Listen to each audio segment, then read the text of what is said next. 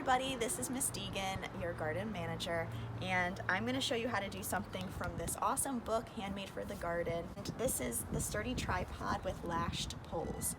It's really simple, and it's a great way to support your tomatoes, morning glories, snap peas, anything that vines. There's so many different plants that vine, and they need support. So how do you do this? You get 3 poles, and they can be any width, size, or shape. You can have all works the same regardless of the wood you use. So I like to put it on a table, the 3 pieces of cut, a 72-inch piece of twine. If you have a smaller support, you might not need a whole 72 inches of twine, but this is a standard piece that'll get you a really nice wrap. And if this is the garden twine I use, it's just standard jute twine. I don't measure this exactly 72 inches because who has time for that? So I just approximate one 12-inch piece of string, and then I simply unroll it. So I find this looks like a foot, and then I say 12, 24, 36, 48, 60, 72, and then I will my scissors and snip. Now that's approximately, this is a piece I just cut, approximately 72 inches, and then you're gonna fold it in half. When you fold it in half, you're gonna take the middle and you're gonna line up your 3 pieces of wood off the side of a table or your stairs, and you're gonna put that 10 inches down. Then you're simply gonna weave the twine between the 2 poles, in and out.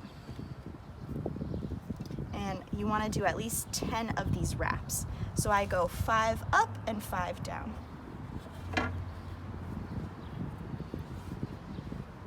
So I'm just going under, then I'm going over, then I'm going over, and then I'm going under. And you're going to repeat this until you have 10 ties. 1, 2, 3, 4, 5, 6, 7. I need 3 more.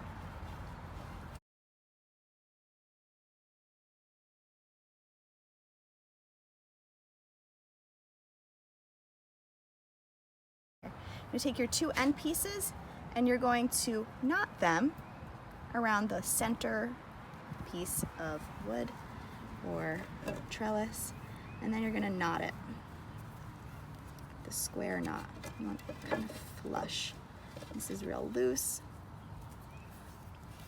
You want it a little bit tighter than this, so you want to line it up right on that middle piece.